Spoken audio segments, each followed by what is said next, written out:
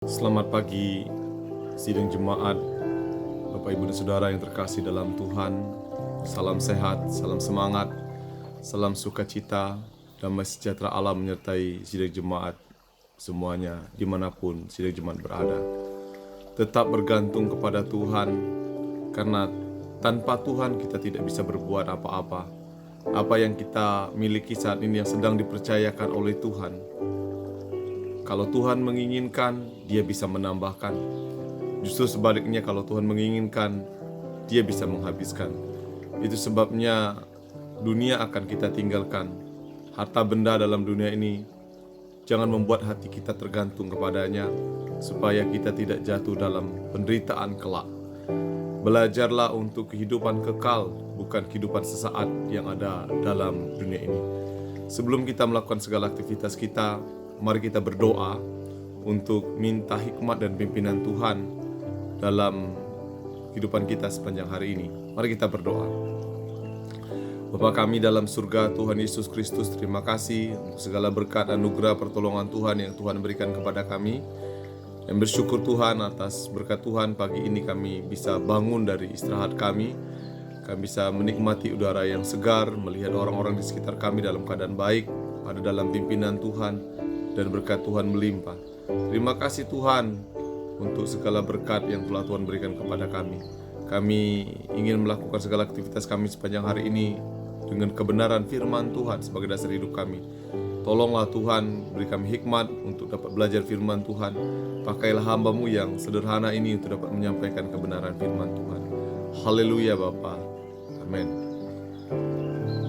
Bapak, Ibu, dan Saudara sidang jemaat semua, kebenaran firman Tuhan hari ini terambil dari Wahyu pasal 4 ayat 1 sampai yang ke-11 dengan tema perikop ke-24 tua-tua dan keempat binatang.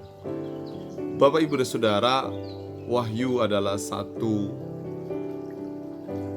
campur tangan Tuhan untuk menjelaskan tentang akhir zaman kepada manusia melalui penglihatan yang diterima oleh seorang rasul yang bernama Yohanes.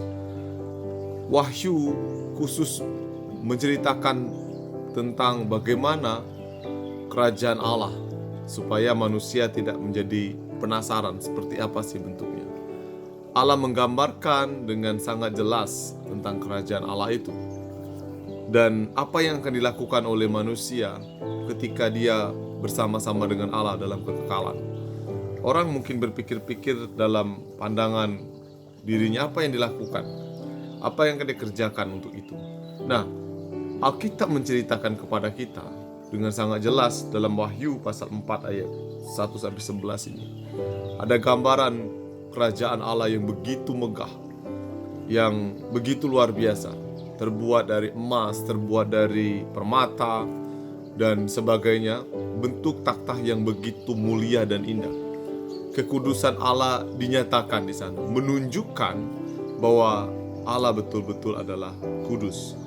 Dan yang menarik dalam bagian ini, bagian firman Tuhan yang kita pelajari ini, bagaimana yang dilakukan oleh manusia, khususnya dilakukan oleh penghuni makhluk surga atau penghuni di mana Allah berada.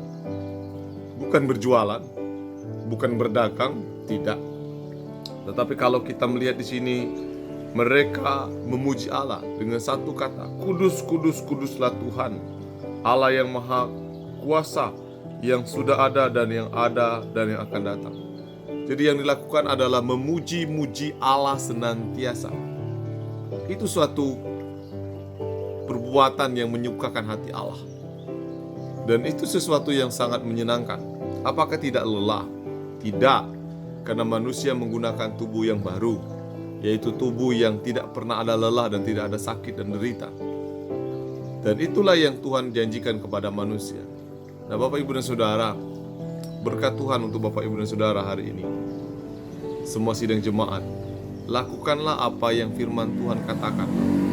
Latihlah dirimu, badaniamu baik, tetapi latihlah juga rohaniamu, supaya engkau kelak tidak kagetan ketika engkau berjumpa dengan Allah, engkau bersama dengan Dia. Toh kita akan mengalami itu semua. Tidak bisa kita menghindari kematian. Tidak bisa kita menghindari ketika Tuhan menghendaki.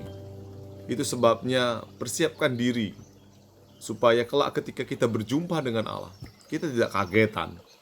Wah iya ya, kaget aku. Tidak bisa. Itu sebabnya jadilah pribadi yang selalu menyukakan hati Allah, beribadah kepada Tuhan, menyembah Dia, mendengarkan isi hatinya melalui kebenaran firman Tuhan yang diberikannya kepada umat manusia.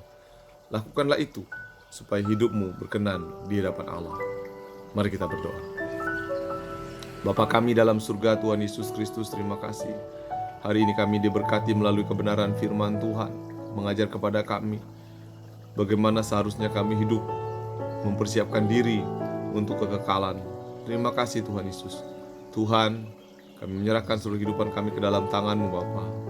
Kami bersyukur untuk hari ini, kami menyerahkan seluruh hidup kami ke dalam tangan-Mu. Berkati Tuhan usaha pekerjaan kami, beri kami hikmat untuk mengelolanya, termasuk pendidikan anak-anak kami. Terima kasih Tuhan Yesus, terima kasih. Demi di dalam nama Tuhan Yesus Kristus, kami bersyukur dan kami menyerahkan hidup kami ke dalam tangan-Mu. Haleluya Bapa. Amin.